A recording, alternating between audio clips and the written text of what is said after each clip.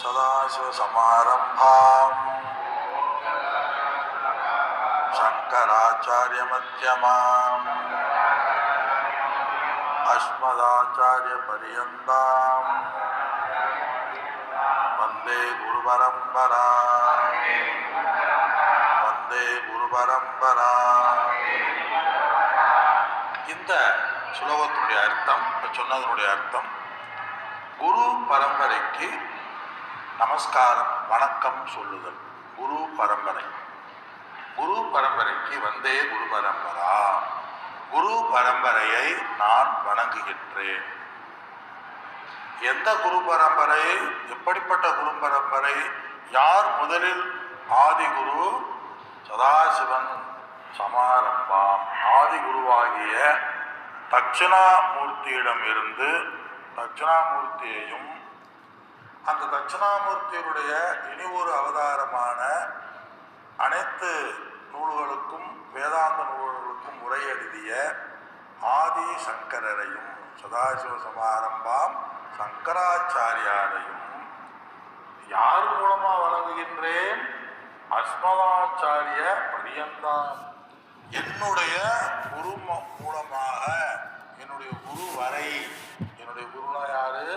உயிரோடு இருக்கின்ற என்னுடைய குருவை நான் வணங்குகின்றேன்.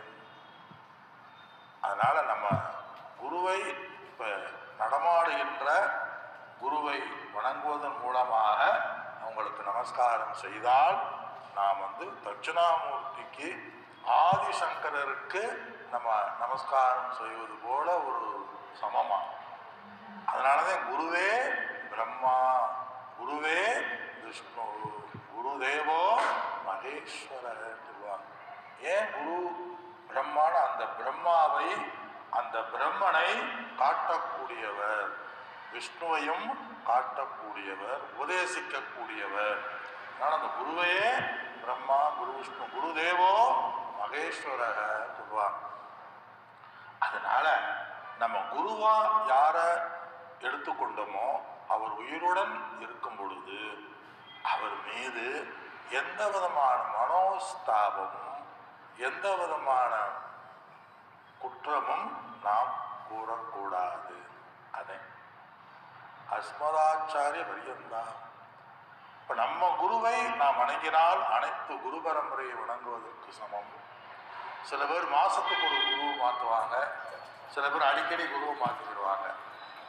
ஆனா இறந்த குருமார்களை நல்லா கும்பிடுவாங்க, நமஸ்காரம் பண்ணுவாங்க. குருமார்கள் இறந்துருக்காங்கல்ல, சமாதி ஆனவங்க, ரமண மகரிஷி, ஸ்ரீராமகிருஷ்ண பரமஹம்சர், விவேகானந்தர், இவங்களாம் சாரதா அன்னையார், ராமச்சந்திர மூர்த்தி பரமஹம்சர், பரமஹம்ச யோகானந்த மகாராஜ், சிவானந்த மகாராஜ் குருவெல்லாம் நல்லா வணங்குவாங்க. குரு பூஜைக்கெல்லாம் போவாங்க, அதெல்லாம் படிப்பாங்க. ஆனால் தன்னுடைய உயிரோடு இருக்கின்ற குருவிடம் சரியா இருக்க மாட்டாங்க, சொன்னா கேட்க மாட்டாங்க, குறை சொல்லுவாங்க. ஏன் அவங்கள மட்டும் வணங்குறாங்க அப்படின்னு சொன்னா, அவர் நல்ல வேலை அவர் உயிரோட இல்லை, இல்லாட்டி அவங்களையும் வணங்க மாட்டான். தெரியுத? அதே நான் ஒரு ஜோக் அடிச்சேன். நல்ல வேலை நீங்க அந்த சாமியை வணங்குறீங்க, நீங்க உங்க குருவை இவ்வளவு குத்தம் சொல்றீங்க, நல்ல வேலை அவர் குத்தம் சொல்லலை, அவர் ஒன்னா வணங்குறீங்க. அவர் உயிரோடு இருந்தா இதே மனசு தானே, நீங்க அவரவே குத்தம் சொல்லுவீங்க. அதனால அந்த சும்மா நான் அவரை வணங்குறேன் இவரை வணங்குறேன் அது உயிர் அப்படிங்கிற சொல்லக்கூடாதுங்கிறாங்க. அஸ்மதாச்சாரிய பரியந்தாம். நீ உயிரோடு இருக்கின்ற குருவை நீ எந்த அளவு நேசிக்கின்றாயோ, நீ எந்த அளவு வணங்குகின்றாயோ, அவருக்கு உன்னுடைய மனதில் சில சூட்சமமான கருத்துக்களை அந்த குருவினுடைய வழிபாடே கொடுக்கும். பாகவத தர்மத்துல குருவினுடைய முக்கியத்துவத்தை நாம் புரிந்து கொள்ள வேண்டும். எப்பயுமே குரு 1000 குரு ஸ்தானத்துல இருந்தாலுமே குரு உடல் மனதினுடைய இயங்குறதுனால அவரிடமும் சில குறைகள் நமக்கு தெரியும். ஏன்னா உடல் மனமே குறைவுடையது தானே. டிரான்சாக்சன்ஸ் விவகாரம் பண்ணா குறை தெரியும், குறையில்லாத குரு இருக்க மாட்டாங்க. ஏனெனில் உடல் மனமே குறைவுடையதுதான். இந்த மனமும் குறைவுள்ளதுதான். இப்ப குறைவுள்ள இந்த உடல், குறைவுள்ள இந்த மனம், அந்த குறைவுள்ள மனதினால விவகாரம் பண்ணும் பொழுது அது குறையாத்தான இருக்க நிலையெல்லாம் வராதுல. அதனால எந்த நேரமும் எப்படி வேண்டாலும் பேசலாம். அதனால குரு நம்ம தேர்ந்தெடுத்துட்டா நம்ம முன்னேற்றத்துக்கு, நாம் பண்படுவதற்கு நாம் அவரை வணங்க வேண்டும், போற்ற வேண்டும். ஆமா, கொஞ்சம் தள்ளி வேணா எடுத்துக்கலாம். சரி, குரு எனக்கு குற்றமா தெரியுது அப்படின்னு சொன்னா தள்ளி கொஞ்சம் டிஸ்டன்ஸ் கீப் பண்ணிக்கிட்டு நாம் வணங்கத்தக்க வேண்டும். அதனால எந்த அளவுக்கு நம்ம குரு பரம்பரையை, குருமார்களை வணங்குகின்றோமோ அந்த அளவுக்கு நம்ம மனதில் ஒரு சில விஷயங்களை புரிந்து கொள்ளக்கூடிய சக்தியானது வரும். எல்லாமே இந்த மனசுலதான் இருக்கு. எல்லாமே எப்படி கையாளணுங்கிறது இருக்கு. ஆனா அந்த மனம் சில நேரங்கள்ல வீழ்ந்து விடுகின்றோம். மனதோடு நாம் ஓடி விடுகின்றோம். அந்த மனதை கட்டுப்படுத்த பழக வேண்டும். அந்த எந்த ஒரு சூழ்நிலையும் நீங்க பொறுமையா அமைதியா இருந்து கையாண்டீங்கன்னா அதை எளிதாக சமாளிக்கலாம். ஒரு செயல் நடந்துருச்சு, அது சாமர்த்தியம்னு ஒரு குணம் இருக்கான். திடீரென்று வருகின்ற சூழ்நிலைகளை திறமையாக கையாளக்கூடியவன் ஒரு சாது சொல்றாங்க. ஒரு சன்னியாசி லட்சணம் திடீர்னு ஏதாவது ஒரு சூழ்நிலை, இக்கட்டான சூழ்நிலை, சற்றண்டு சூழ்நிலையில் வந்தான்னு சொல்றாங்க. அதுல அதை கையாளக்கூடியவன் சாமர்த்தியம் சொல்லுவாங்க. ஏன் சமத்து அப்படிம்பாங்கல்ல, திறமை உடையவன். அது மாதிரி நம்ம வாழ்க்கையில எந்த சூழ்நிலைகள், எப்படி சூழ்நிலைகள் வந்தாலும் அதை எப்படி கையாளணும் என்று நாம் கற்றுக்கொள்ள வேண்டும். ஒன்றை ஒதுக்க வேண்டிய அவசியம் இல்லை, ஒன்றை விட்டு ஓட வேண்டிய அவசியம் இல்லை, ஒன்றை நீக்க வேண்டிய அவசியம் இல்லை, ஒன்றை குறை சொல்லக்கூடிய அவசியம் இல்லை. நாம் அதை எப்படி கையாள வேண்டும் என்று நாம் புரிந்து கொண்டால், அப்படி ஒருவேளை கையாளாம கோபமோ குரோதமோ ஏதாவது பேசிட்டா அதை நாம் பொருட்படுத்த வேண்டிய அவசியம் இல்லை. குற்ற உணர்வு அந்த நேரத்தில் நம்ம வந்தாலுமே சரி, மனம் உடல்னாலே சில நேரங்கள்ல எல்லா நேரமும் சரியா முடிவெடுக்க முடியாது. சில நேரங்கள்ல தவறா முடிவெடுக்கும், சில நேரங்கள்ல சரியானதை தவறா புரியும், சில நேரங்கள்ல தவறானதை சரியா புரிஞ்சு செயல்படுவோம், சில நேரங்களில் சரின்னு தெரியும், அது குழப்பமான சரியா இருக்கலாம். அதனால நம்ம வாழ்க்கையில எல்லா நேரமும் எல்லா சூழ்நிலையிலையும் எல்லா காலத்திலும் சரியா செயல்படுவோம், சரியா இருப்போங்கிறது நம்ம நினைக்க வேண்டிய, தீர்மானிக்கப்பட வேண்டிய அவசியம் இல்லை. ஆனால் நம்ம கூடிய மட்டும் இறைவனை வணங்கி, சாஸ்திரத்தை வணங்கி, குருமார்களை வணங்கி, தெய்வத்தை வணங்கி நம்ம எல்லா முடிவுகளையும் சரியான முறையில் நான் புரிந்து கொள்ள வேண்டும். அதற்காக எனக்கு மனப்பக்குவத்தையும் எனக்கு மன தெளிவையும் வேண்டும்.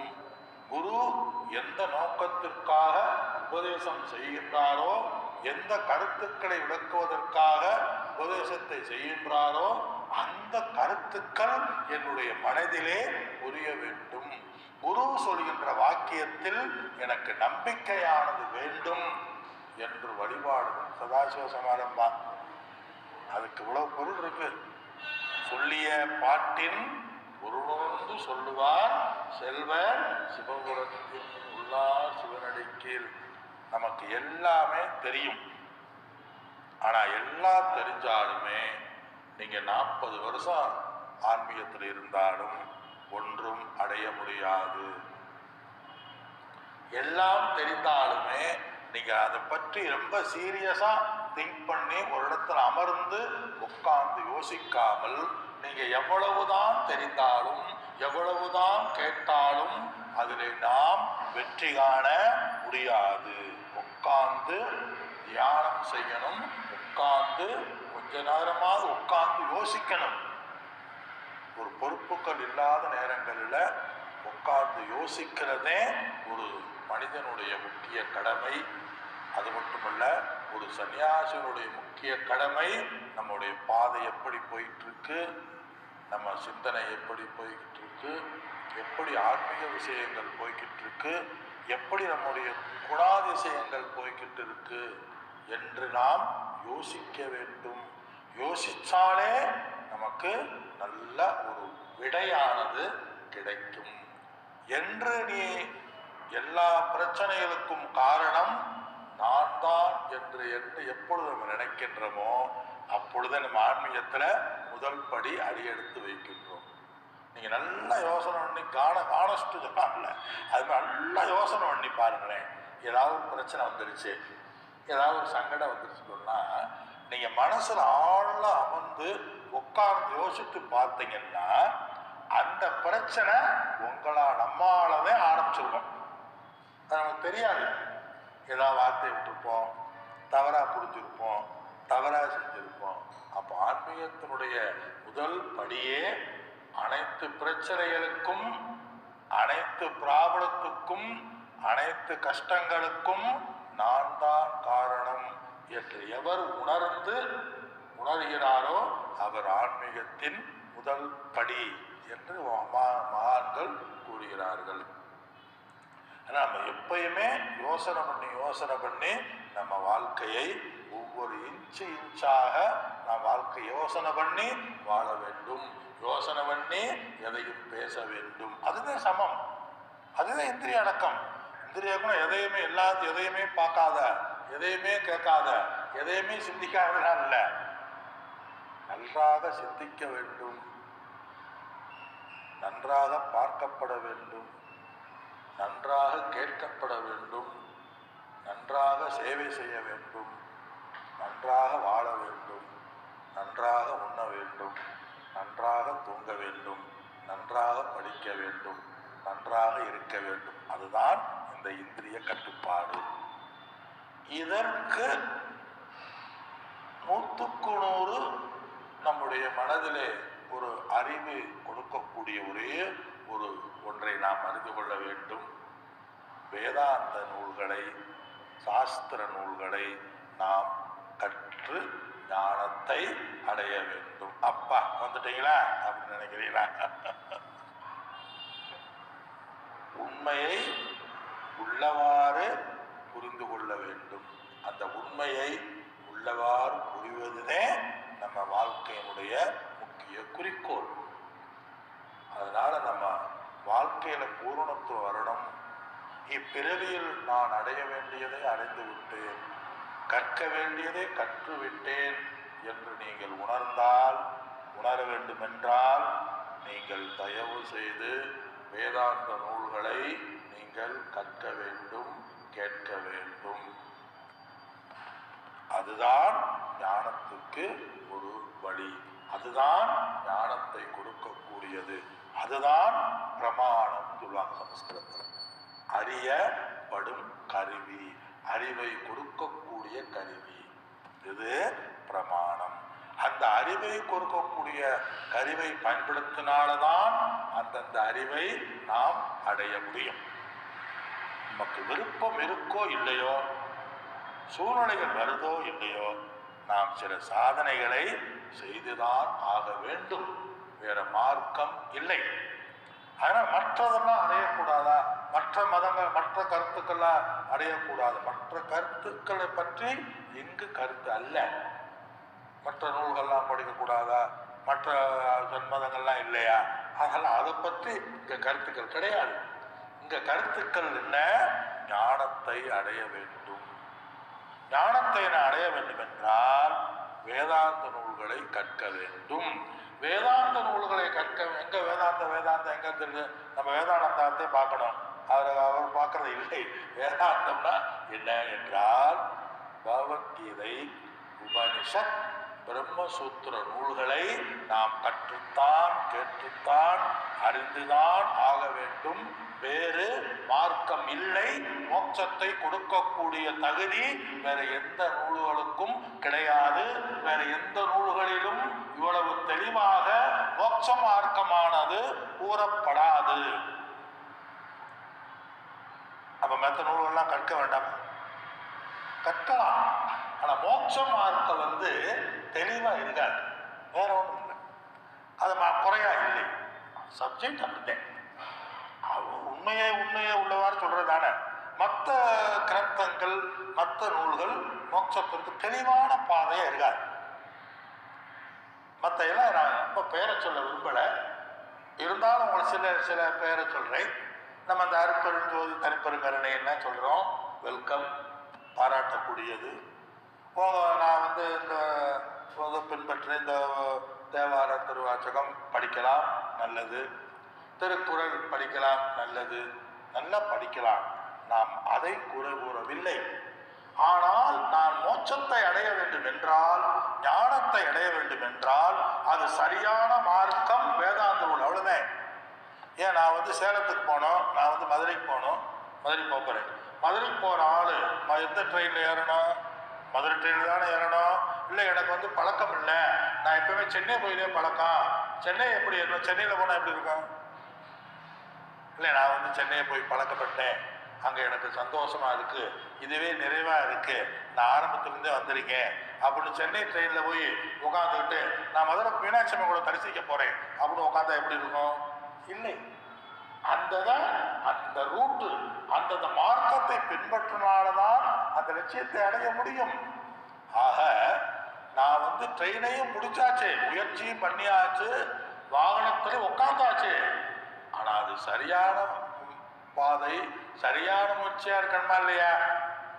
ஏறியாச்சு, உட்காந்தாச்சு, ட்ரெயினை பிடிச்சாச்சு, ஆனா என்ன பண்ணிட்டேன், மதுரைக்கு போகணும்னு என்னோட யோசனை பண்ணி சென்னை போகிற ட்ரெயினில் உட்காந்தா எப்படி இருக்கும். முயற்சி இங்கே இருக்கு, ட்ரெயினும் ஏறியாச்சு, எல்லாம் ஏறி கடைசியில் முயற்சி இருக்கு. அப்போ என்ன, முயற்சி செஞ்சால் மட்டும் போதாது, சரியான முயற்சியாக இருக்க வேண்டும்.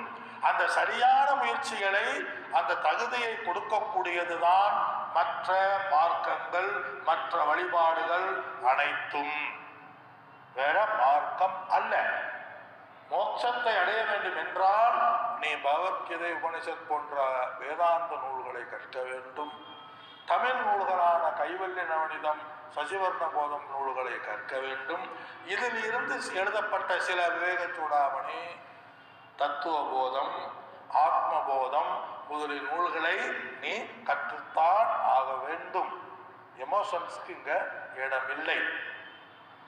நீங்கள் உண்மையிலேயே இஷ்ட தெய்வத்தை வழிபடுகிறீர்கள் என்றால் கண்டிப்பாக நீங்கள் வேதாந்தத்துக்கு வர வேண்டும். நீங்கள் வேதாந்தத்துக்கு வரவில்லை என்றால் நீங்கள் ஆரம்பித்த மார்க்கம், நீங்கள் வந்த பாதையை நீங்கள் சரியாக வணங்கவில்லை என்றுதான் நான் கூறுவேன்.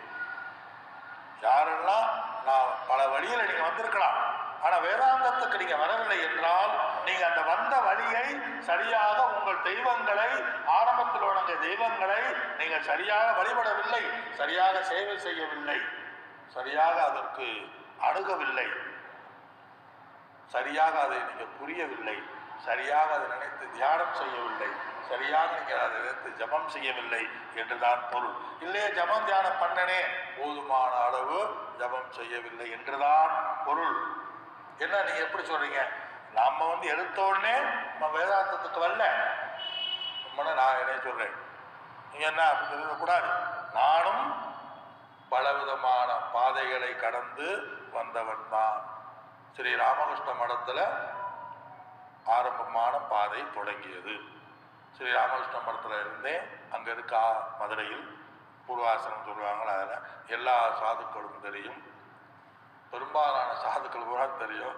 குறிப்பாக ஒரு புறமான யதார்த்தமான சாமிஜி மகாராஜ் எனக்கு ரொம்ப க்ளோஸ். இப்போ இருக்க பிரச்சனை கௌதமானந்தா மாதிரி ரொம்ப ரொம்ப வேண்டியவர். ஏன் அப்போ நான் அதிலேயே நான் இருந்து விடவில்லை. காரணம் என்ன, அதில் நான் ஒழுங்காக செய்தேன், என்னையே அர்ப்பணித்தேன், என்னையே எனக்களித்த நின்னையார் மரவேடையை சொல்லி சேவைகளை செய்தேன். ஆக அந்த சேவை என்னை வேதாந்தத்துக்கு அழைத்து வரப்பட்டது. நான் ஏன் சொல்றேன்னு சொன்னா, எல்லாமே நேரடியாக வேதாந்தத்துக்கு யாரும் வந்ததில்லை, எல்லாமே அந்தந்த வழியில வந்து நீ யாரையும் வணங்கினாலும் சரி, நீ எந்த விதமான தெய்வத்தை வணங்கினாலும் சரி, மதங்களை நீ வணங்கினாலும் சரி, நீ இறுதியில் வேதாந்த நூல்களை குருமுகமாக சென்று கற்றுத்தான் ஆக வேண்டும். நம்ம ராமானந்த மகாராஜருடைய வேண்டுகோளுக்கு இணங்க எப்படி கற்கிறது அப்படின்னு சில கேள்விகள் வேண்டுகோளுக்கு இணங்க நம்ம உத்தண்டி ஆசிரமத்தில் சென்னையில் நம்ம இருக்கோம். அதில் நீங்கள் எப்போ வேண்டுமானாலும் நீங்கள் வந்து ஒரு 3 நாட்கள் 5 நாட்கள் பெருசனலாக தனிப்பட்ட முறையில் இருந்து வேதாந்த நூல்களை என்னிடம் நீங்கள் கற்றுக்கொள்ளலாம். அதனால் 3 நாட்கள் இந்த ஆத்மஞான வகுப்புக்கு என்ன சாமிஜி கூப்பிட்டுருந்தாரு.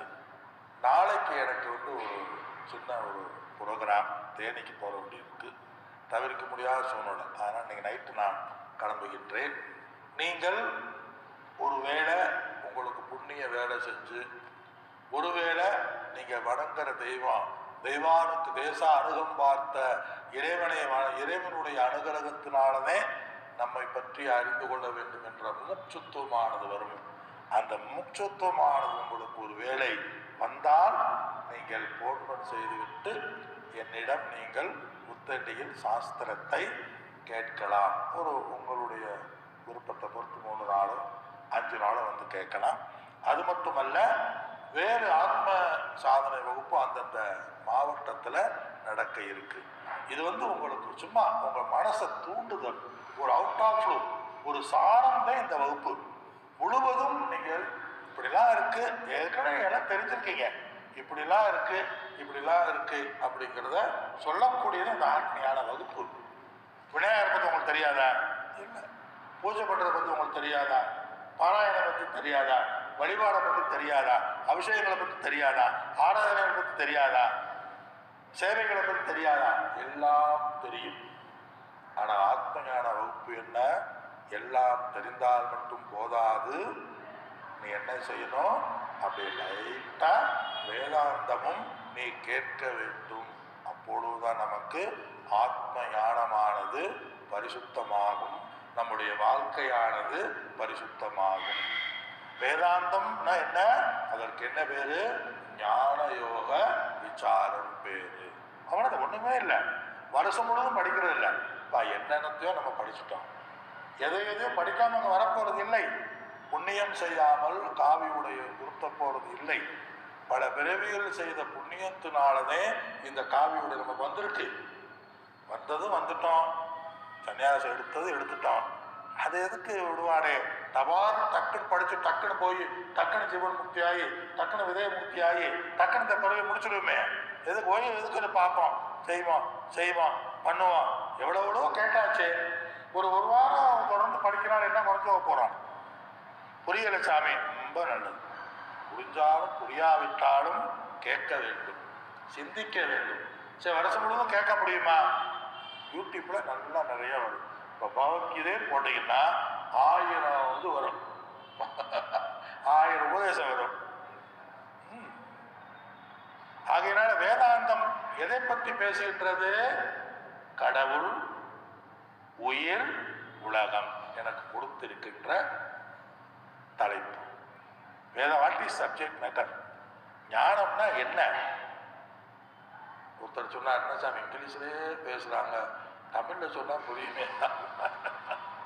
அதனால என்ன அதுக்கு விஷயம் என்ன என்றால், கடவுளை பற்றியும் இந்த உயிரை பற்றியும் இந்த உலகத்தை பற்றியும் 3 தலைப்புகளையும் பற்றி பேசுவதுதான் வேதாந்தம். வேதாந்தம்னா இந்த பகவத்கீதை முதலிய நூல்கள்.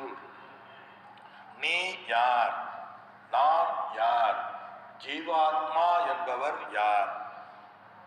பகவத்கீதையில முதல் 6 அத்தியாயம் ஜீவாத்மாவை பற்றி பேசுது. தெரியுதா? நான் 3 சொன்னேன். என்னென்ன சொன்னேன்? காலையில் சொன்னேன்ல, கடைசியில் கிளாஸுக்கு வந்தேலான்னு கேட்டக்கூடாது. யார் என்ன சொன்ன சாமி? காலையிலேருந்து நைட்டு வரணும் ஒரே மாதிரி கேட்டா யார் என்ன கருத்து சொன்னா? ஜீவாத்மாவை பற்றி பேசுது, பரமாத்மாவை பற்றி பேசுது, இருவரும் வாழ்கின்ற இந்த உலகத்தை பற்றி பேசுகின்றது. ஓகேவா? இதான இதே சப்ஜெக்ட். இப்போ பகவத்கீதை இந்த 3ஐயும் பேசுது. அதில் பகவத்கீதை மட்டும் 8 அத்தியாயம். சாரி 18 அத்தியாயம். அந்த 18 அத்தியாயத்துல முதல் 6 அத்தியாயம் ஜீவாத்மாவாகிய நம்மை பற்றி பேசுகின்றது. நான் யார், நான் யார், நான் யார், நான் யார் சொல்லும்ல, அதை பற்றி பேசுது. அர்ஜுனனை நிமித்தமாக வைத்து நீ யார் அப்படிங்கிறத பத்தி பேசுது. நீ யார் அப்படிங்கிறத பத்தி பேசுது. எப்படி உங்களுக்கு தெரியும்? தேகினோமஸ்மினதா தேகே கௌமாரன் நோகனம்கரா. இந்த உடலுக்குத்தான் இளமை முதுமை இறப்பை ஒழிய உள்ளுக்குள் இருக்கின்ற அந்த ஆத்ம தத்துவத்துக்கு இறப்பில்லை, பிறப்பில்லை, அழிவில்லை, நாசமில்லைன்னு ஆரம்பிக்கிறார். இதை உணர்ந்தவன் பண்டிதர்கள் அனுசோச்சந்தி, பண்டிதர்கள் கவலைப்பட மாட்டார்கள். ஜீவன் கவலைப்பட மாட்டான், மனிதன் கவலைப்பட மாட்டான். இந்த ஆத்ம ஞானத்தை உணர்ந்தவன். அப்ப நம்ம கவலைப்படுறோம், உணரவில்லை, அவ்வளவுதானே. புரியுதா? மருந்து சாப்பிட்டா சுகர் குறையும். அப்ப சுகரும் அதிகமாகுது, மருந்து சாப்பிடல. அப்ப கவலம் ஆத்ம ஞானத்தை உணர்ந்தவர்களுக்கு பிறவி என்பது இல்லை. ஆத்ம ஞானத்தை உணர்ந்தவர்களுக்கு கஷ்டம் என்பது இல்லை. நமக்கு பிறவி இருக்க, போன பிறவி இருந்ததுனால இந்த பிறவி வந்திருக்கோம், அதுக்கு முதல்ல பிறவி இருந்ததுனால இந்த பிறவி வந்திருக்கோம், நீ அடுத்த பிறவியே இருக்கும். ஏன்? நம்ம ஏதோ மிஸ் பண்ணிட்டோம். வேற பிறகு இருந்திருக்காதே, ஏதோ சம்திங் மிஸ் பண்ணிட்டோம். என்ன? மெய்யே உன் அடிகள் கண்டின்று வீடுற்றேனே, மோட்சத்தை அடைந்தேனே. சும்மா எப்படி வீடு விட முடியும்? கண்டு இறைவனை பார்த்துக்கிட்டே இருந்த வீடு விட முடியுமா? cannot, முடியாது. அந்த இறைவன் என்பவன் என்னுள் சைதன்ய சொரூபமாகவே இருக்கின்றான். வேதாந்தத்துல ஈஸ்வரனை பத்தி பேசுது. ஈஸ்வரனே இந்த உலகத்துக்கு காரணமாகவும் இருக்கின்றார். ஈஸ்வரனே இந்த உலகத்தை படைத்தார். ஈஸ்வரனே இந்த உலகமாக மாறினார். பார்க்கும் இடமெங்கும் நீக்கமர நிறைகின்ற பரிபூர்ண ஆனந்தமே என்ற ஜீவனாகிய நீ புரிந்து கொண்டு 1ஆம் அத்தியாயத்திலிருந்து 6ஆம் அத்தியாயம் வரை ஜீவனை பத்தி பேசுது. இப்ப புரியுதா? ஜீவாத்மா அப்படின்றது முதல் கருத்து. அப்ப வேதாந்த விசாரம் சாஸ்திர விஷயம்ங்கிறது என்ன? ஒரு நம்மை வேதாந்தம் 2ஆக பிரிக்கின்றது. முதல் பாயிண்ட் வந்துட்டேன். இந்த 1லிருந்து 6 அத்தியாயம். அப்ப பகவத்கீதையினுடைய சாரத்தை ஒரு வரியில சொல்லணும்னு சொன்னா தத்துவமசி. பகவத்கீதையினுடைய 18 அத்தியாயம் சாரம் தது துவம் அசி. என்ன பகவத்கீதை சொல்றீங்க? வேற நூல்களை சொல்லாமே, வேற நூல்கள்ல ஞானத்துக்கு இடம் இல்லை கண்ணு. அப்ப எல்லாம் சொல்லியிருக்கேன். பக்தி நூல்கள், பக்தி கிரந்தங்கள், காக்க காக்க கனவுகள் காக்க, நல்லது. பக்தி கிரந்தம் காக்க காக்க கனவுகள் காக்கம்னா நம்ம 40 வருஷம் படிச்சால் காப்பாரா? காப்பாரு. உலக விஷயங்களிலிருந்து நம்மை பாதுகாப்பார். பிறவித்தலையிலிருந்து நீ உன்னை காத்துக்கொள்ள வேண்டும் என்றால், இறைவனிடமிருந்து நீ காத்துக்கொள்ள வேண்டுமென்றால், அந்த முருகப்பெருமானே, அந்த சண்முகனே சுப்பிரமணியாக என்னுள் மணியாக இருக்கின்றார், ஜோதியாக இருக்கின்றார். அதுதான் உண்மை. அந்த ஆத்ம தத்துவமே, அந்த சைதன்ய தத்துவமே என்னுள் கடவுளாக இருக்கின்றார், என்னுள் சிவனாக இருக்கின்றார், என்னுள் விஷ்ணுவாக இருக்கின்றார், என்னுள் சக்தியாக இருக்கின்றார், என்னுள் பராசக்தியாக இருக்கின்றார், என்னுள் கந்தனாக இருக்கின்றார், என்னுள் மகாலட்சுமியாக இருக்கின்றார், என்னுள் ஆதிலட்சுமியாக இருக்கின்றார், சரஸ்வதியாக இருக்கின்றார். அனைத்தும் என்னுள் ஆத்ம ஜோதியாக பல்வேறு உருவங்களில் இருக்கின்றார் என்று என்பதுதான் ஞானம். அதுதான் உண்மை. அப்ப நானும் அந்த பரமேஸ்வரனும் நானும் அந்த முருகப்பெருமானும் ஒன்றா இல்லையா என்று உணர்ந்து கொள்வதுதான் ஞானம். அந்த எந்த தெய்வத்தை நீங்க வணங்குறீங்களோ, அது எந்த தெய்வமாகவும் இருக்கலாம், 33 தெய்வமாக இருக்கலாம். அந்த தெய்வம் என்னுள் ஜோதி ரூபமாக இருக்கின்றது, என்னுள் சைதன்ய ஆத்மஸ்வரூபமாக இருக்கின்றது என்று நாம் உணர வேண்டும். அதுவாகவே ஆக வேண்டும். உபாசனம் பண்ணா அதே அந்த உபாசனுடைய பலன். இப்போ தண்டவாணி சுவாமிகள்னு கௌமார மடத்துல பார்த்தோம். ஒரு சாமி கூட சொன்னார், தண்டவாணி சுவாமிகளுக்கு உள்ள கருவேரில் அபிஷேகம் பண்ணிக்கிட்டாங்க. அவர் வேலை எடுத்து நின்றுக்கிட்டார். அவர் முருகனை நினைச்சு தானே முருகன் ஆயிட்டார். இப்போ இருந்து அபிஷேகம் பண்ணும்போது பார்த்தா முருகன் பெருமாளுக்கு அபிஷேகம் பண்ண மாதிரி இருக்கு. ஒரு சாமி கூட கேட்டார், இதென்ன தண்டவாணி சுவாமிக்கு அபிஷேகம் நடக்குது, முருகன் பெருமாளுக்கு அபிஷேகம் பண்ண மாதிரி பழனிமலை முருகனுக்கு அபிஷேகம் பண்ண அப்படி இருக்கும், அந்த மாதிரி இருக்கு. அப்ப நம்ம எதுவாக ஆயின் நினைக்கிறோமோ நாம் அதுவாக ஆவோம். கருணையாக நாம் இருந்தால் நாம் கருணையாவோம். நாம் பொறாமை சுரூபமாக இருந்தால் நாம் பொறாமை சுரூபமாகவும், நான் நிம்மதியற்று இருந்தால் நாம் நிம்மதியற்ற சுரூபமாகும். நான் நிம்மதியாக இருந்தால் நான் நிம்மதியாக இருப்போம். ஆனந்தமாக இருந்தால் ததாஸ்துன்னு தேவர்கள் சொல்லுவாங்களாம். நாம் எதுவாக நினைக்கின்றோமோ அதுவாக ஆகும். நான் ஆனந்தமா இருக்கேன், சந்தோஷமா அப்படியே இரு. இவங்க நாசமா போக, இவங்க சரியில்லை, இவங்க நல்லா இல்லைன்னா அப்படியே இருப்பாங்க. அதனால உபதேசம் என்பது நாம் நன்மை பயக்கக்கூடியதாக இருக்க வேண்டும். நன்மை பயக்கக்கூடியவர்களை நமக்கு குருமார்களாக வர வேண்டும்.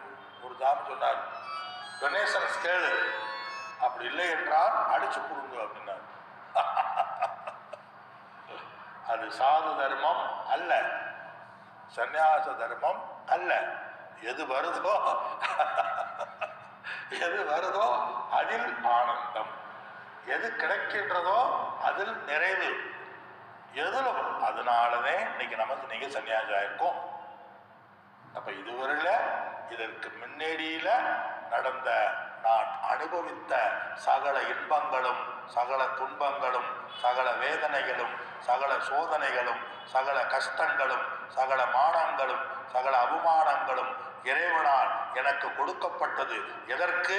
நீங்க உங்களுக்கு இப்ப சந்நியாசத்தை கொடுக்கறதுக்காகத்தான் ஆண்டவனால சோதிக்கப்பட்டதுதான். இதற்கு முன் நடந்த அனைத்து நிகழ்ச்சிகளும் யோசித்து பாருங்கள், புரியும். இதை நான் சொன்னேன், இப்ப யோசிச்சு பாருங்க. ஆண்டவன் என்னுடைய குழந்தைகள் தான், நம்முள்ள எவைப்பொழுதும் எண்ணெஞ்சில் நீங்காதான் தான் வாழ்க, அவனருளாலே அவன்தான் வணங்கி, அந்த பரம்பொருள் அந்த பரமேஸ்வரிடம் இருக்கின்ற நாம் நம்மை பக்குவப்படுத்துவதற்காகத்தான் ஒவ்வொரு சூழ்நிலைகளையும் ஆண்டவன் கொடுக்கின்றான். நீங்க சந்நியாசம் எடுக்கிறதுக்காகத்தே இதற்கு முன்பு உங்க வாழ்க்கையில நடந்த அனுபவங்கள் அனைத்தும் இறைவனால் பக்குவப்படுத்துவதற்காக இறைவனால் வணங்கப்பட்டது என்று நீங்கள் புரிந்து கொள்ள வேண்டும். மற்றவங்களால் வாழ்க்கையில் எனக்கு நிம்மதியை கொடுப்பதற்காக, சந்நியாசத்துவம் மனதில் வருவதற்காக, குடும்பத்தில் உள்ளவர்கள் பக்குவப்படுத்துவதற்காகத்தான் என்று சந்நியாசம் அல்லாதவர்கள் நாம் நினைத்து கொள்ள வேண்டும். எல்லாம் இறைவன் செயல், அவனின்றி ஒரு அணுவும் அசையாது, என்னுள் அவன் இருக்கின்றான். அதே நான் யாருன்னு சொன்னா என்னுள் அந்த ஆத்மாவாக இறைவன் அந்த சச்சிதானந்த சொரூபமாக இருக்கின்றான். இது ஜீவாத்மாவுடைய மெய்ப்பொருள். அப்ப நம்ம இரண்டு தத்துவம், நம்ம 2 1 to 6 அத்தியாயம் 2 விதமா நம்மளை பிரிக்குது. நம்மளை ஒன்று உடல் மனம், உடல் மனதுடன் கூடியவர். இரண்டாவது அந்த உடலையும் மனதையும் இயக்குகின்ற இருத்தல் சொரூபமாகின்ற அறிந்து கொண்டிருக்கின்ற அந்த தத்துவத்துக்கு பெயர் ஆத்மான சமஸ்கிருதத்தில் பேர்.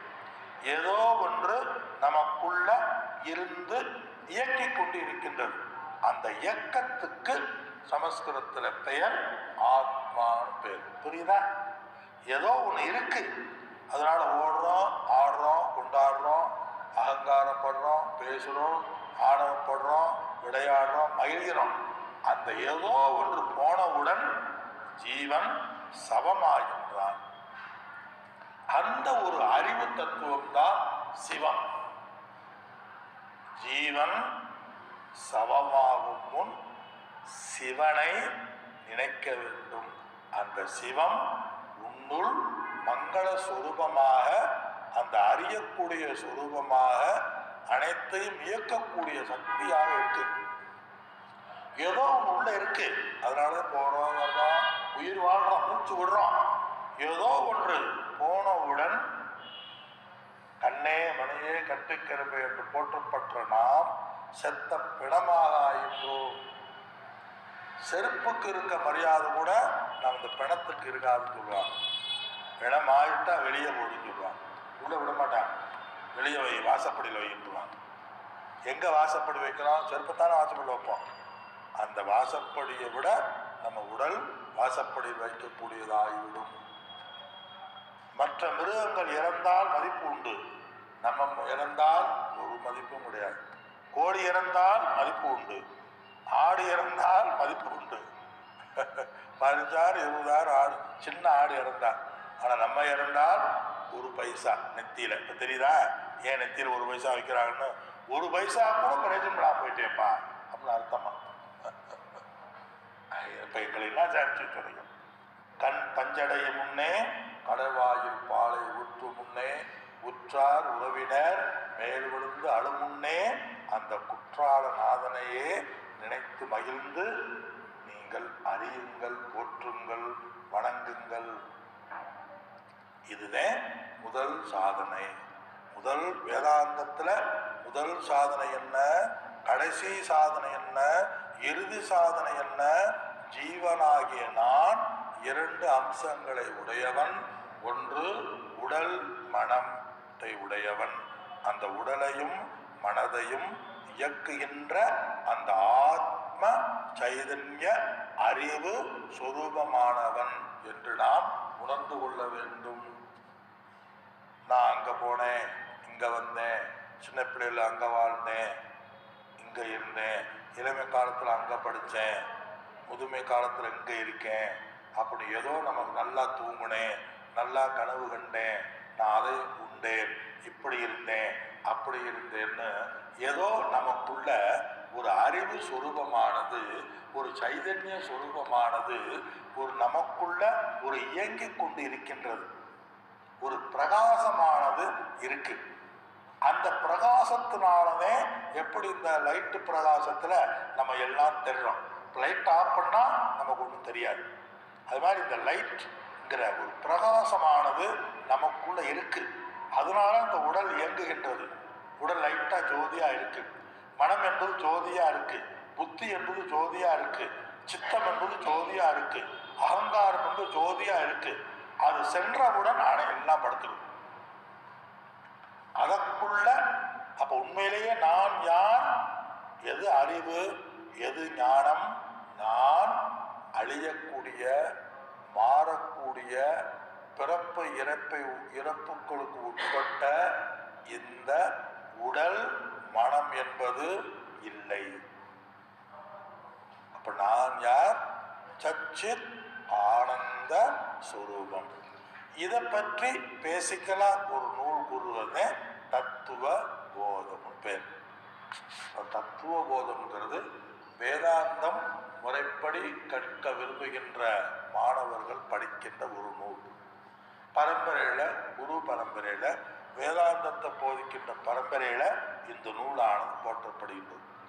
அது தத்துவ போதம். அது ஒரு 7 கிளாஸ் ஆகும். அதை நாம் புரிந்து கொண்டால் அனைத்தையும் புரிந்துவாங்க. ஒவ்வொன்றுக்கு லட்சணங்களை சொல்லும். இப்ப நான் சொல்றேன், எல்லாரும் என்ன சொன்னோம்? உடல் அனித்தியம் அப்படின்னு நான் சொல்றேன். உடல் அனித்தியம், மனம் அனித்தியம், ஆத்மா நித்தியம் சொல்றேன். அந்த உடல்னா என்ன அப்படிங்கிற சொல்லி கொடுங்க. A for apple, B for பால்ங்கிறோம்ல, பேக்குங்கிறோம்ல, அது மாதிரி அந்த உடல்னா என்ன, மனம்ங்கிறோம், மனம்னா என்ன, ஆத்மா, ஆத்மான என்ன, பிரம்ம, பிரம்மம்னா என்ன, உலகம் நான் சொன்னேன், உலகம்னா என்ன, மாயை நான் சொன்னேன், மாயைனா என்ன, ஈஸ்வரன் நான் சொன்னேன், ஈஸ்வரனா என்ன. அப்படி ஒன்னொன்னுக்கும் லட்சணங்களை சொல்றதே இந்த. இப்போ சின்ன உதாரணமா பார்க்கலாமா? இப்போ ஆத்மா நான் சொல்லிட்டேன். ஏன் முறைப்படி சில பேரை கற்க வேண்டும் என்றால் நம்ம அதுக்குரிய லட்சணங்களை சொன்னாதான் நமக்கு புரியும். இப்போ ஆத்மானா ஆத்மா ஏதோ இருக்கு, ஏதோ இருக்கு, உடல் ஏதோ இருக்கணுங்கிறத விட ஒவ்வொன்றுக்கும் ஒரு லட்சணங்களை நாம் புரிந்து கொள்ள வேண்டும் அல்லவா? அந்த லட்சணங்களை புரிந்து கொண்டாத்தான. சின்ன உதாரணம், ஆத்மான என்னன்னு அந்த தத்துவத்தில் இருக்கு. நான் தமிழில் சொல்லிடுறேன், சமஸ்கிருதத்தில் நான் தமிழில் சொல்லிடுறேன், அப்புறம் விளக்குறேன். ஆத்மான என்ன? அப்போ ஆத்மா ஆத்மான்னு சொல்றோம்ல, அந்த ஆத்மான என்ன அல்லது ஜீவாத்மான என்ன அப்படின்னா அந்த லட்சணம் சொல்லுது. ஸ்தூல சூட்சும காரண சரீர வெதிரிக்த பஞ்ச கோஷ அதீதக சன் அவஸ்தாஸ்திரய சாட்சி சச்சித் ஆனந்த ஸ்வரூபக ஏ கிருஷ்ணரி ச ஆத்மா. ஒண்ணுமில்ல, தமிழை சொல்லுது. ஆத்மான என்ன அப்படின்னா 4 லட்சணம் சொல்லுது. இந்த 3 சரீரங்களுக்கும் அப்பாற்பட்டது. இதுல புரியலையா? ஸ்தூல சரீரம், சூட்சும சரீரம், காரண சரீரம். ஸ்தூல சரீரம் ஸ்தூல பார்க்கறது, நம்ம பார்க்கிறோம்ல, அதை இப்போ பார்த்தோன்னே கை கால் உச்சந்தலை முதல் பாதம் வரை எதெல்லாம் தெரிகிறதோ ஸ்தூல சரீரம். நத்தி பார்க்கக்கூடியது எல்லாம் பார்க்குற, கை கால் விரல் நிறம் எல்லாம் பார்க்குற, உடல் உண்டு எல்லாம் பார்க்குறோம்ல, அது ஸ்தூல சரீரம். அவ்வளோதான். இந்த பாரு அப்படிங்கிற எண்ணங்கள் இருக்குல்ல, அது சூட்சும சரீரம். இல்லை, மனதை ஒரு சரீரமா சொல்றாங்க. மனம்னா என்ன? இங்கே போகுமா, அங்கே போகுமா, இப்படி போகணும், அப்படி போகணும், இதை செய்யணும், அப்படி செய்யணுங்கிற என்ன சொரூபமானது மனம். இது ரெண்டும் எதனால வந்ததோ அது காரணம். உடலும் மனமும் எதனால இயங்குகின்றதோ அது காரணம். காரண சரீரத்துக்கு என்ன சிம்பல்? இந்த உடலுக்கு என்ன சிம்பல்? நான் பார்க்குறேன், போறேன், வர்றேன். அது மாதிரி காரண சரீரத்துக்கு என்ன சிம்பல்? இந்த உடலும் மனமும் உறக்கத்தில் எங்கேயோ அடங்கியிருக்கு. அந்த அடங்கி இருக்கிற ஒரு சரீரம், இந்த சரீரம் உள்ள பூரா அடங்கிறது. அந்த அடங்குற சரீரம் காரண சரீரம். அப்ப 3 சரீரத்துக்கும் அப்பாற்பட்டது ஆத்மா. இப்படி சொல்றாங்க. இந்த 3 சரீரத்தவே கேட்டிருப்பீங்கல்ல, அன்னமய பஞ்ச கோஷம் அதீதக. இந்த ஆத்மா இந்த பஞ்ச கோஷத்தை விட கடந்தது சொல்லுது. பஞ்ச கோஷம்னா என்ன? அன்னமய கோஷம், பிராணமய கோஷம், மனோமய கோஷம், விஞ்ஞானமய கோஷம், ஆனந்தமய கோஷம் சொல்லுது. அதுதான் உயிர். முதல் தகுதி உயிர். கடவுள், உயிர், அடுத்து என்ன? உலகம். இப்போ நம்ம எதை பற்றி பேசிட்டு வர்றோம்? உயிர். ஆக்சுவலி நான் கேள்விப்பட்ட அளவில் உயிருங்கிறது ஆத்மாவை குறிக்காது. உயிருங்கிறது மனதையும் குறிக்கும். உயிர்கள் பல அப்படின்னு சொன்னாங்க, அது சில தவறுகள் இருக்குது. உயிர்னாலே மனதில் தான் குறிக்கும். இந்த அவர் உயிர் போயிருச்சு அப்படிப்போம். ஆத்மா போகுமா? ஆத்மா உயிர் சொல்றதில்லை. அந்த இடத்துல என்ன? உயிர் பிரிந்தது அப்படின்னா என்ன அர்த்தம்? மனம் பிரிந்தது. உடல் பிரியறதில்லை, உடல் இறந்தது, மனந்தே பிரியுது. மனம் இருக்கிறதும் இது இயங்குகின்றது. மனம் பிரிந்தவுடன் உயிர் ஜடமாயிடும். மனம் இயங்கிக் கொண்டு இருக்கின்றது. அதெல்லாம் உயிருங்கிறது.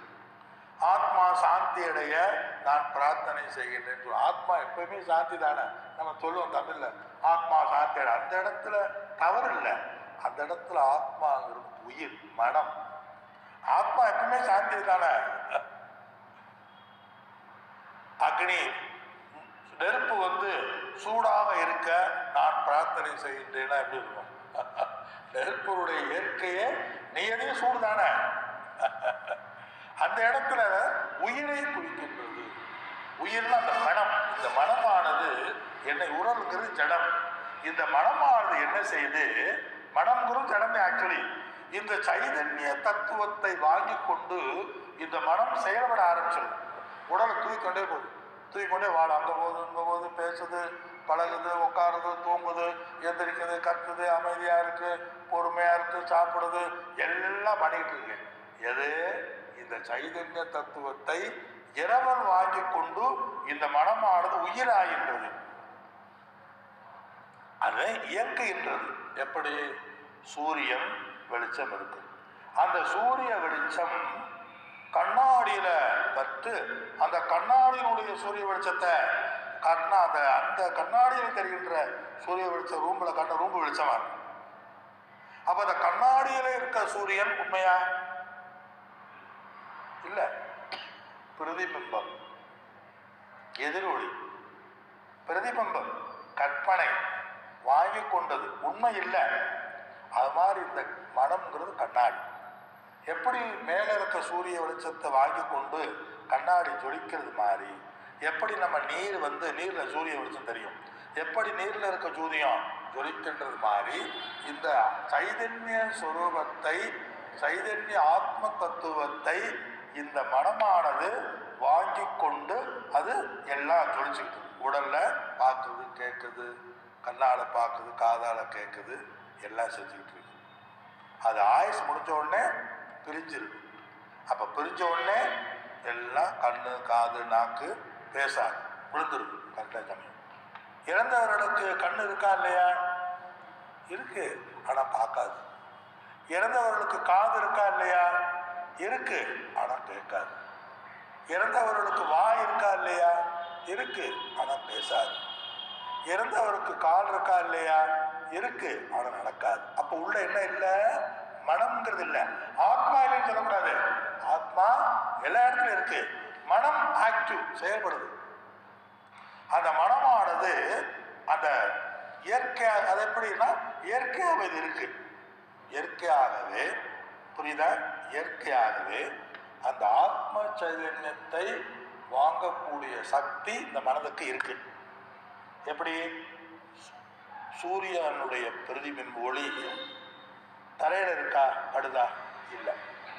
செவத்துல ஒளிக்குதா? இல்ல. கண்ணாடியில் மட்டும் தெரியுது. ஏன்? இயற்கையா இருக்கு. நம்ம முகம் தரையில தெரியுதா? இல்ல. சோத்தலை தெரியுதா? இல்ல. நமக்கு தெரியுதா?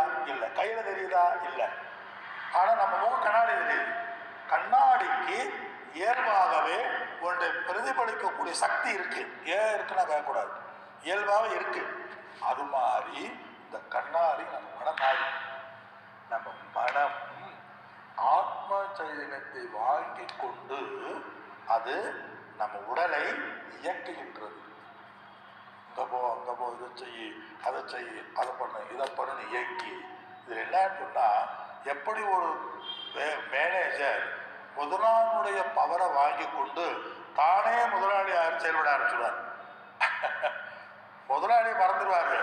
அது மாதிரி நம்ம முதலாளியாக ஆத்மாவை மறந்து இந்த மனம் அஞ்ஞானத்தில் நான் சைதன்ய சுரூபம், நான் ஒரு இரவல் சுரூபங்கிற மறந்து தானே நான்தே உடல், நான்தே மனம், நான்தே எல்லாம், நானே ஆத்மான இந்த மனமானது செயல்பட ஆரம்பித்து வைக்கின்றது. இந்த மனதுடன் கூடி செயல்படுவன் தான் மனிதன். மனதை உடையவன் மனிதன். இந்த மனம் உடல் நான் என்று இந்த மனம் இயங்க ஆரம்பிக்கின்றது. அந்த மனதை உடையவன், உடலை நான் என்று நினைப்பவன் தான் ஜீவ ஆத்மா. ஜீவாத்மானா யாரு? கொஞ்சம் உள்ள போனா யாரு? உடல் பிளஸ் மனம் பிளஸ் இந்த மனதுல இருக்கிற ஒரு சைதன்யம் இருக்குல்ல, சிதாபாசம்.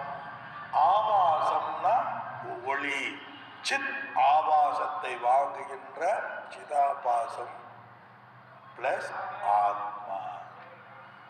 அப்ப உண்மையிலேயே ஜீவனாகிய நாம் 4 தத்துவங்களை உடையவர்கள். ஒன்று உடல், இந்த உடல். இனி ஒன்று அந்த எண்ணங்கள், மனம். அந்த மனதை இயக்கக்கூடிய மனதில் உள்ள சித் ஆபாசம், சிதாபாசம் பேர். மூன்றாவது சிதாபாசம், 4வது ஆத்மா. இதெல்லாம் சேர்ந்த கலவனே ஜீவாத்மா. இந்த ஆத்மாவாகிய 4வதை மறந்து இந்த 3 நான் என்று இயங்குவதுதான் அறியாமை. இதுதான் பிறவிக்கு காரணம், இதுதான் மோட்சத்திற்கும் காரணம். இதை உணராதது அஞ்ஞானம். இல்லை, நான் உடல் மனம் அல்ல, சிதாபாசம் அல்ல, அனைத்தும் என்னால் ஏற்றுவிக்கப்பட்டது, நான் உண்மையிலேயே சச்சித் ஆனந்த சுரூபம் என்று உணர்வதுதான் ஞானம். இப்ப நம்ம லெவல்ல நம்ம என்ன 4 கூறுகளை உடையவர்கள். ஜீவன் யாரு? உடல் மனம் சிதாபாசனை உடையவன். ஆனால் என்றும் மாறாத அழியாத. அப்ப பிறப்பு இறப்பு, வாழ்க்கை, இன்பம் துன்பம், லாபம் நட்டம், புண்ணியம் பாபம் எல்லாம் யாருக்கு? இந்த 3. எந்த 3? உடல் மனம் சிதாபாசத்தை 3. இந்த 3க்கு பிறகு, இந்த 3க்கு இறப்பு, இந்த 3க்கு பாவம், இந்த 3க்கு புண்ணியம், இந்த 3 புண்ணிய பாவம் இருக்கு. இந்த 3 நம்ம பிறவிக்கு காரணம், அந்த 3 நம்ம இறப்புக்கும் காரணம், இந்த 3 நம்ம பல பிறவி காரணம், இனிமேல் பிறக்க போறது 3 காரணம். அப்ப அதுல இருந்து எஸ்கேப் பண்ண என்ன செய்யணும்? எனக்கு உனக்கு சம்மந்தம் இல்லை. ஒருத்தருடைய ரிலேஷன்ஷிப்பை கட் பண்ணணும், தப்பிக்கணும்னு என்ன சொல்லுவோம்? உனக்கு எனக்கும் எந்த சம்பந்தம் இல்லை, எழுதி வாங்கிறோம்ல. அதே மாதிரி நம்ம பிறவி தலையிலிருந்து இறப்பிலிருந்து நாம் பாதுகாக்க வேண்டும் என்றால் நாம் உடலை தனியாக பிரிக்க வேண்டிய அவசியம் அல்ல, புரிந்தால் போதும். மனதை பிரிக்க வேண்டிய அவசியம் அல்ல, மனதை நாசம் செய்ய வேண்டிய அவசியம் அல்ல, மனதை அடக்க வேண்டிய அவசியம் அல்ல, மனதை ஒன்றும் செய்ய வேண்டிய அவசியம் அல்ல. இதை நாம் புரிந்தால் போதும். சிதாபாசனை நீக்க வேண்டிய அவசியம் அல்ல, அதை நாம் புரிந்தால் போதும். காணல் நீர், காணல்ல நீர் இருக்கு, பாலைவனத்துல நீர் தெரியும். பாலைவன நீர் நம்ம தொட்டு உணர்வுங்கிற அவசியமா? இல்ல. பாலைவன நீர் பூமியை நினைக்குமா? பாலைவனத்தில் இருக்கிற நீர் தாகத்தை சாத்திப்படுத்துமா? தணிக்குமா? இல்ல. இப்ப பாலைவனத்தில் இருக்க நீர் வெறும் மாயை என்று புரிந்தாலே போதும் அல்லவா? கயிறிலே பாம்பை பார்க்கின்றோம். எது அறிவு? அது பாம்பு அல்ல, கயிறு. இந்த இடத்துல கயிறுங்கிறது எப்பொழுதுமே இருக்கு. அந்த கயிறு கயிறா பார்க்கும் பொழுதும் கயிறு இருக்கு, கயிறா பாம்பா பார்க்கும் பொழுதும் கயிறு இருக்கு, கயிறை பாம்பா பார்த்து பயப்படும் பொழுதும் கயிறு இருக்கு, கயிறை பாம்பா தோன்றும் பொழுதும் கயிறு இருக்கு. கயிறுனால பாம்புக்கு எந்த பிரச்சனையும் இல்லை, பாம்புனால கயிறுக்கு எந்த பிரச்சனையும் இல்லை. எங்க பிரச்சனை? தப்பா பார்த்தத பிரச்சனை, சரியா பார்த்துட்டா பிரச்சனை இல்லை. அது மாதிரி இந்த இடத்துல கயிறு என்பது ஆத்மா, அதிஷ்டானம், சைதன்யம், சத்ஸ்வரூபம், சிற்ஸ்வரூபம், ஆனந்தமயமானது, காலத்துக்கும் இடத்திற்கும் அப்பாற்பட்டது, இன்பக்கும் துன்பத்திற்கும் அப்பாற்பட்டது, எப்பொழுதுமே ஆனந்த சொரூபமானது இந்த கயிறு. இந்த பாம்பு இருக்கே ஏற்று வைக்கப்பட்டு இருக்கும் அல்லவா, அது உடல் மனம் சிதாபாசம். இப்ப தெரியுதா ஏன் சில பேர் பாம்பு மாதிரி சீர்றாங்கன்னு? இதை புரிந்து இதை நம்ம என்னைக்கு புரிகிறோமோ அன்னைக்கு விரலும் புல்லாகி பூடாகி புழுவாகி மரமாகி மீண்டும் பிறப்பு மீண்டும் இறப்பு.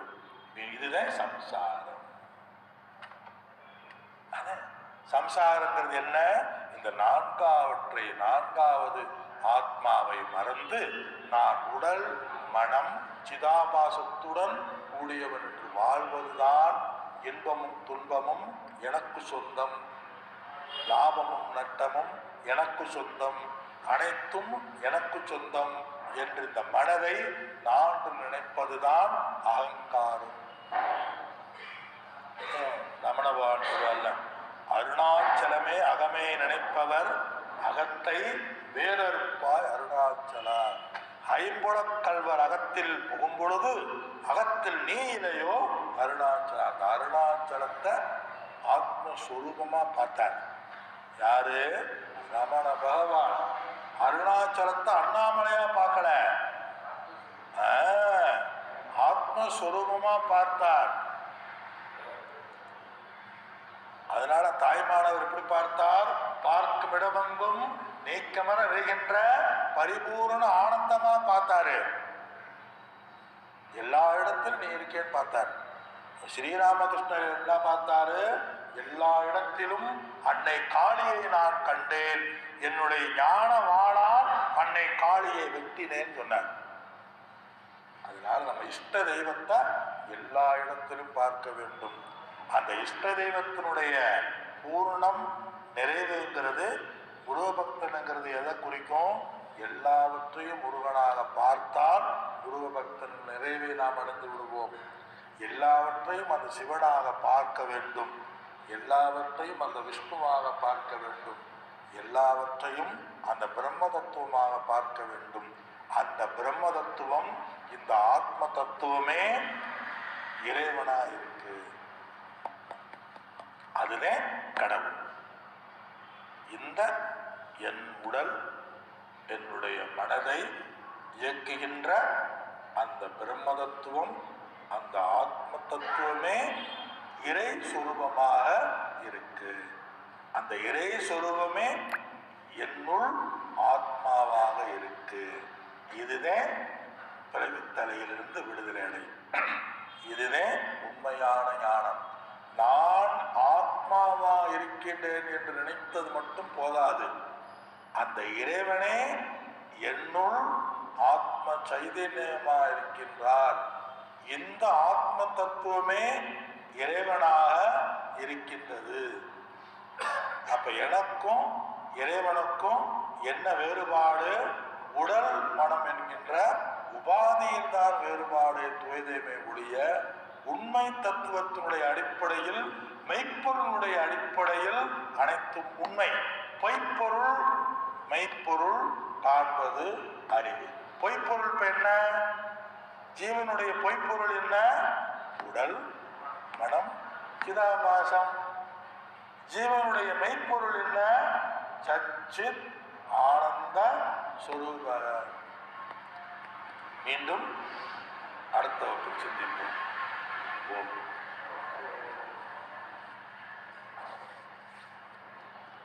அடுத்த உணவு இருக்கும், சாமி சொல்லுவாங்க அடுத்த என்ன ப்ரோக்ராம்.